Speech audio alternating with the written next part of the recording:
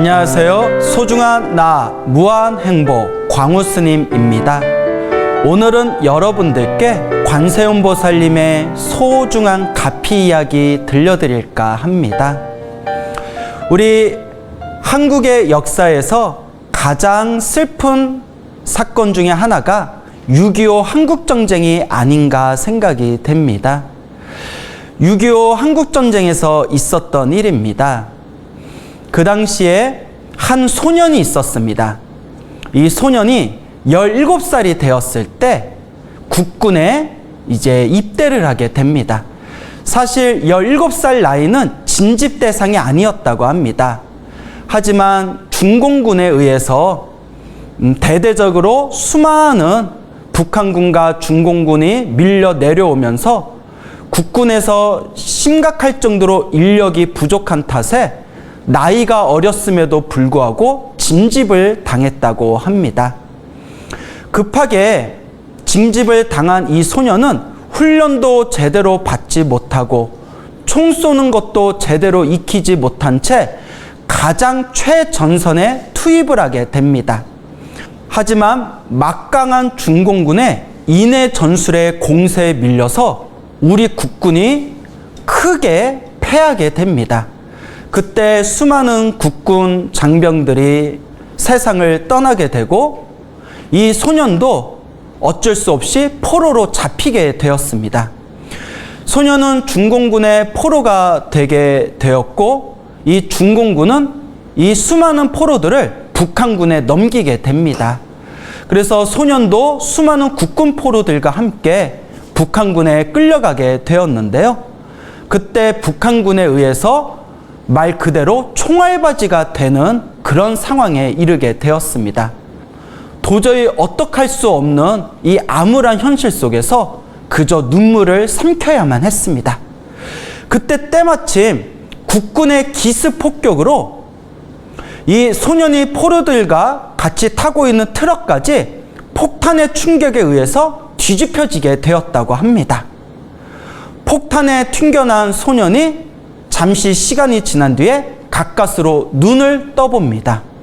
눈을 떴을 때 북한군은 물론이고 국군 포로들까지도 생사를 전혀 알 수 없는 그런 아비규환의 사태가 벌어지게 됩니다.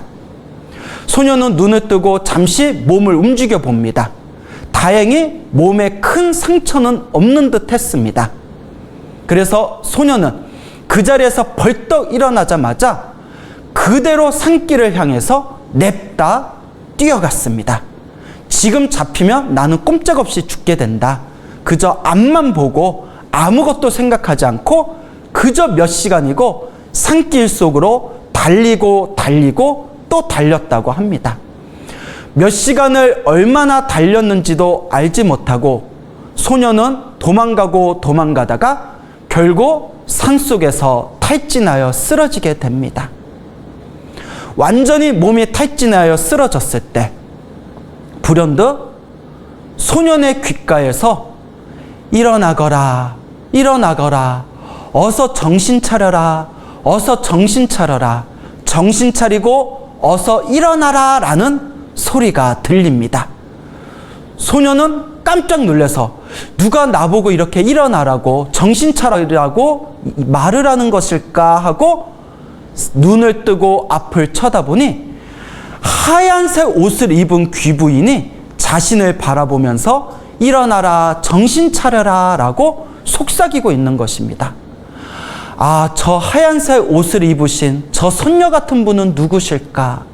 그렇게 바라보고 있을 때 호련히 하얀색 옷을 입은 귀부인의 모습이 자신이 사랑하던 어머니의 모습과 그대로 하나로 오버랩되면서 그 자리에서 번쩍 정신을 차립니다. 그렇습니다. 비몽사몽간에 꿈인 듯 꿈이지 않은 그런 비몽사몽간의 한바탕 환상을 보았던 것입니다. 그래, 내가 어머니를 생각해서라도 이렇게 죽으면 안 된다. 정신을 차리자. 그리고 소년은 자리에서 겨우 몸을 지탱하며 그 자리에서 겨우 몸을 일으킵니다. 그때 어디선가 졸졸졸 물 흐르는 소리가 들립니다. 계곡물을 찾아서 물을 흠뻑 마시고 난 뒤에 다시 원기를 되찾고 이제 어찌해야 되나 망연자실하고 있었을 때 어디선가 귓가에서 은은하게 관세음보살, 관세음보살, 관세음보살 하는 연불소리가 들리더랍니다. 아니, 이 산속에서 무슨 연불소리지? 가녀린 어느 여인의 관세음보살, 관세음보살, 관세음보살 하는 연불소리에 자기도 모르게 홀린 듯 취한 듯 그 연불소리를 따라서 하염없이 걷기 시작합니다.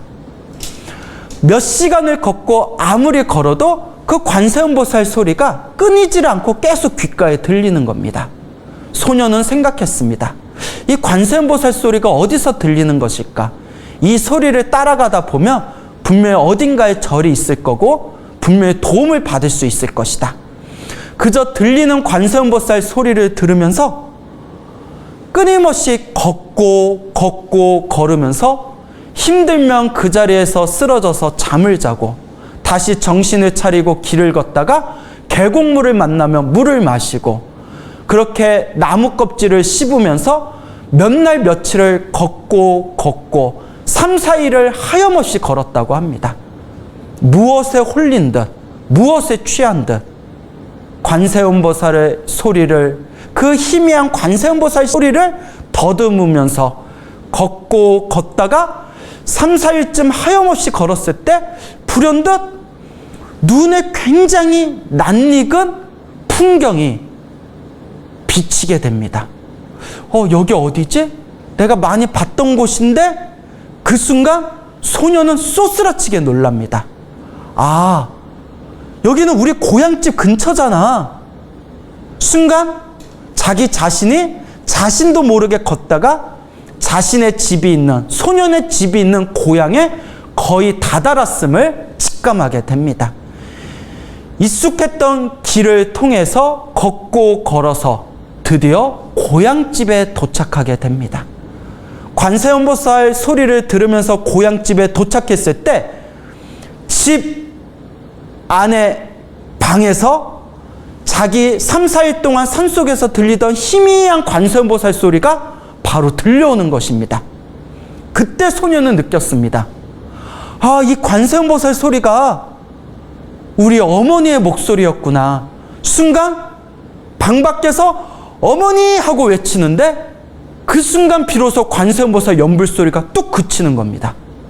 그리고 문이 번쩍 열리면서 어머니가 맨발로 뛰쳐나오며 아들아 네가 살아왔구나 하고 서로가 어머니와 아들은 부둥켜 안고 눈물을 쏟으면서 그 자리에서 통곡을 했다고 합니다. 정신을 되찾고 소녀는 어머니에게 묻습니다. 어머니, 제가 3, 4일 전분에 산에서 정신을 잃었을 때 관세음보살 소리를 들으면서 걷고 걷다 보니까 여기까지 오게 되었습니다.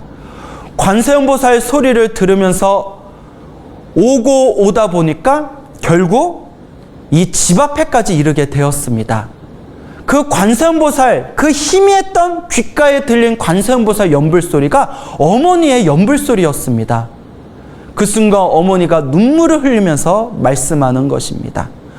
너를 군대에 보내고 나서 낮이고 밤이고 한결같이 관세음보살을 불렀다. 너를 전쟁터에 떠나보내고 나서 이 어미 마음이 가슴이 찢어지면서 그저 그날 그 이후로부터 한시도 빠짐이 없이 하염없이 관세음보살을 불렀다. 관세음보살님이 너를 살려서 집으로 보내주셨구나 라고 어머니께서 눈물을 흘리시는 겁니다. 이 소녀는 지금은 백발 노인의 할아버지가 되셨습니다. 할아버지는 이 이야기를 하시면서 지금도 그때의 체험이 잊혀지지 않고 아직도 아무리 고민하고 아무리 사유해봐도 인간의 상식으로는 도저히 납득되어질 수 없는 불가사의한 일이었다고 말씀하시고 계십니다. 그때 자기가 탈진하여 목숨이 경각에 이르렀을 때 호련히 환상 속에서 보았던 하얀색 옷을 입었던 귀부인의 그 모습, 그리고 귓가에서 3, 4일 동안 끊임없이 들리던 어머니의 관세음보살 연불소리, 그리고 그 소리를 따라서 걷다 보니까 자기도 모르게 도착했던 자신의 고향집, 백발 노인이 된 할아버지께서는 말씀하십니다. 이 모든 것이 부처님의 가피가 아니면 무엇으로 설명할 수 있겠습니까? 이 모든 것이 관세음보살님 자비의 힘이 아니라면 무엇으로 설명할 수 있겠습니까? 이 모든 것이 진정 우리 어머니의 정성스럽고도 간절한 연불의 힘이 아니었다면 제가 어떻게 그 지옥 같은 정쟁터에서 살아나올 수 있었겠습니까? 그저 어머니께 감사드리고 관세음보살님께 감사드릴 뿐입니다 라고 말씀하고 계십니다. 그 뒤로 할아버지께서는, 이 할아버지가 된 이 소녀는 평생 관세음보살님께 감사하는 마음으로, 그 은혜를 갚는 마음으로 그렇게 불자의 삶을 살아오셨습니다. 우리가 살아가면서 도저히 감내할 수 없는 너무나 큰 괴로움과 너무나 큰 고통이 눈앞에 닥쳤을 때 우리는 어떻게 해야 될까요?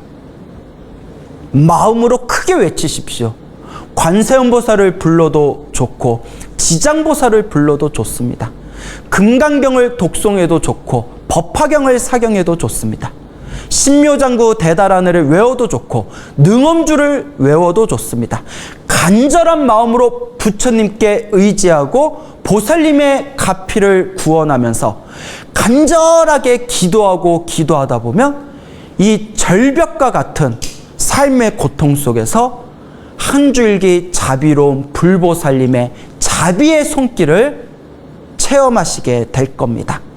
간절하게 정성스럽게 온 힘을 다해서 기도하신다면 반드시 불보살님의 가피가 여러분들을 평온의 길로 이끌어 줄 것입니다.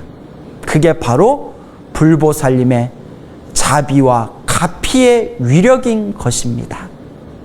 인간이 겪는 가장 참혹한 현장을 손꼽으라면 그 중에 하나가 바로 전쟁일 것입니다. 전쟁터에서 펼쳐지는 그 모든 사륙과 그 모든 괴로움과 그 모든 고통은 평범한 인간, 정상적인 인간이라면 참으로 감내하기 어려운 그런 고통의 현장일 것입니다. 이런 극심한 괴로움과 고통의 참혹한 현장 속에서도 관세음보살님의 가피는 꽃을 피우나 봅니다. 역시 한국전쟁에서 있었던 일입니다. 그 당시 강화도 보문사라는 관세음보살 도량인 이 보문사 사찰의 주지스님이었던 김경훈이라는 스님이 계셨다고 합니다. 경훈 스님께서 속가 때 낳았던 아들이 있었는데 이 아들의 이름은 김상만이었다고 합니다. 이 경훈 스님의 아들이었던 김상만 거사는 한국전쟁이 터지고 나서 육군에 입대하여 임무 수행을 하다가 그만 인민군에 붙잡혀서 포로 생활을 하게 됩니다. 포로로 있다가 함께 갇혀있던 동료 포로들이 몰래 탈출을 시도하다 그만 적발이 되고 동료 포로들이 총살을 당하게 됩니다. 때마침 전쟁에서 밀리고 있던 이 북한군은 자신들의 부대를 다른 곳으로 철수하고자 하면서 그때 묶어놓고 있었던 포로들을 어떻게 해야 될 것인가 고민에 빠지게 됩니다. 그러다 때마침 국군 포로들이 탈출을 계획하다가 적발된 것을 핑계로 해서 이 남아있는 국군 포로들을 모두 총살시키고자 결정을 하게 됩니다. 그렇게 남아있는 몇몇의 포로들이 구덩이가 있는 곳으로 끌려가게 되고 이 경훈 스님의 아들이었던 김상만 거사도 온몸이 묶여가지고 총살을 당하는 구덩이 쪽으로 질질 끌려가게 됩니다. 말뚝에 묶여서 눈이 가리우며 총살을 당하기 직전에 이르렀을 때 김상만 거사는 내면에서 극심한 공포를 느끼게 됩니다. 그때 자기도 모르게 관세음보살, 관세음보살 큰 소리로 외쳤다고 합니다.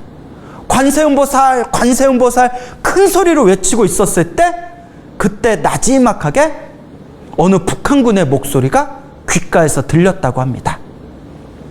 이보시오. 그냥 듣고만 계시오. 나도 사실은 장안사라는 절의 아무개 스님의 아들이오 라고 하는 겁니다. 그 북한군 중에 장안사라는 사찰에 계셨던 어느 스님의 아들이 그 인민군에 있었던 겁니다. 그때 그 장안사 스님의 아들이라고 밝힌 그 인민군이 귓가에로 김상만 거사에게 다음과 같이 속삭이는 겁니다. 내가 당신한테 총을 쏠 때 당신한테 총을 쏘는 척만 할 테니까 당신은 그냥 죽은 듯이 가만히 있다가 나중에 몰래 빠져나가시오. 그냥 죽은 척만 하고 있으면 돼요 라고 귓가에 속삭이는 겁니다. 그리고 이 인민군들이 말뚝에 박혀있는 우리 국군 포로들에게 총살을 하게 됩니다. 그리고 총소리가 들리면서 김상만 거사는 귓가에 속삭이던 인민군의 목소리처럼 그저 죽은 듯이 고개를 푹 숙이고 꼼짝도 하지 않았습니다. 총살을 마친 인민군들은 귀찮다는 듯이 말뚝에 묶여있는 국군 포로들을 내버려 둔 채 빨리 철수해야 되기 때문에 그 자리에서 벗어나게 되었다고 합니다. 한참 시간이 지나고 완전히 어둑어둑해져서 이 산이 완전히 어둠으로 덮였을 때 비로소 김상만 거사는 눈을 뜨고 자신의 몸을 살펴봅니다. 총소리가 들렸지만 그 장안사 스님의 아들이라고 밝혔던 그 인민군이 총을 쏘는 척 다른 곳을 향해서 일부러 빗나가게 총을 쐈기 때문에 이 김상만 거사는 몸에 아무런 상처가 없었습니다. 그리고 자신의 온몸에 힘을 다 써서 몸을 비틀어 밧줄을 풀고 그 자리에서 급히 뛰쳐나와 몰래 산길을 통해서 다시 무사히 그 위험하고 무서운 곳에서 탈출을 하게 되었다고 합니다. 이것이 바로 강화도 보문사 주지스님의 아들이었던 김상만 거사의 관세음보살님의 체험담이 되겠습니다.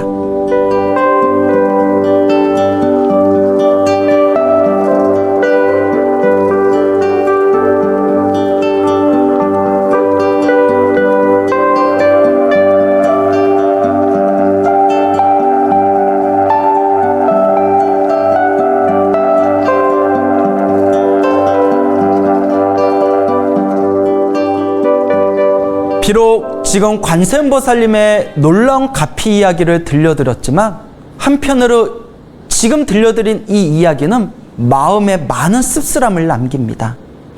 도대체 전생에 어떤 무서운 업보들이 있었기 때문에 강화도 보문사의 아들이었던 김상만 거사는 국군이 되었고 또 장안사라는 절의 아무개 스님의 아들은 북한군이 되어서 서로가 서로 원한도 없었는데 이번 생에 총뿌리를 서로 겨누면서 싸울 수밖에 없었단 말인가? 왜 이 세상에는 전쟁이라는 참혹한 사건들이 끊임없이 터져나올 수밖에 없단 말인가? 왜 우리 인간이란 존재는 서로 싸우고 짓밟고 빼앗지 않고서는 왜 살아갈 수 없단 말인가? 라는 씁쓸함을 남깁니다. 결코 이 세상에 전쟁이 일어나서는 안 됩니다. 물론 악한 존재가 우리나라를 침범했을 때 우리의 가족과 우리의 국민과 우리의 국토를 지키기 위해서 어쩔 수 없이 방위의 차원에서 전쟁을 벌이는 것까지 우리가 막을 수는 없습니다. 당연히 우리는 지켜야 할 우리의 가족과 정의가 있으니까요. 하지만 우리의 욕심과 탐욕에 의해서 절대 무의미한 전쟁을 일으켜서는 결코 안 됩니다. 여러분들도 들어보셨던 유명한 이야기가 있습니다. 전쟁은 노인들이 일으키고 죽는 것은 청년들이다. 무서운 이야기입니다. 노인들이 전쟁을 일으키고 나가서 싸워서 죽는 것은 결국 젊은이들입니다. 전쟁은 절대 일어나서는 안 됩니다. 모든 중생들이 관세음보살님과 같은 자비의 100분의 1, 1000분의 1, 만분의 1일만이라도 우리가 실천할 수 있다면 이 세상의 전쟁은 사라지고 모든 존재들이 평온하게 살아갈 수가 있을 겁니다. 하지만 우리 중생들의 업보가 너무 두껍고 우리 중생들의 탐욕과 성냄과 어리석음은 너무나 강하기 때문에 관세음보살님의 만분의 1만큼의 자비심도 우리는 실천하면서 살지를 못하고 있습니다. 이게 중생의 업보인가 봅니다. 그 업보를 닦아내고 그 중생들의 탐욕과 성냄과 어리석음을 소멸하고 관세음보살님의 자비심을 닮아가는 과정 하나하나가 바로 수행이고 정진인 것입니다. 불보살님의 가피는 분명히 있습니다. 정쟁같이 끔찍한 곳에서도 반드시 불보살님의 가피는 꽃을 피우나 봅니다. 하지만 전쟁은 일어나서는 안 됩니다.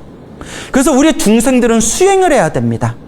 부처님의 지혜를 체득하기 위해서 관세음보살님과 같은 위대한 보살님들의 자비를 닮아가기 위해서 우리는 수행을 해야 됩니다. 모든 중생들이 바르게 마음을 닦으면서 수행할 수 있을 때 비로소 이 세상은 극락으로 변해가게 될 것입니다. 그러니 우리 불자 여러분, 탐욕과 성냄과 어리석음을 소멸하기 위해서 부처님의 지혜를 체득하고 관세음보살님의 자비를 우리가 닮아가기 위해서 우리 불자 여러분 끊임없이 수행하고 끊임없이 정진해 나아갑시다. 하고 하다 보면 가고 가다 보면 결국 우리 중생도 언젠가는 반드시 성불하게 되겠지요. 그것이 바로 진정한 영원한 행복일 것입니다. 여러분, 행복해지고 싶습니까? 행복한 삶을 창조하고 싶습니까? 복을 지으십시오. 선업을 지으십시오. 공덕을 쌓으십시오. 복과 선업과 공덕의 힘이 여러분들을 진정한 행복의 길로 이끌어 줄 것입니다. 오늘 여기서 마치겠습니다. 우리 불자 여러분 모두 성불하십시오.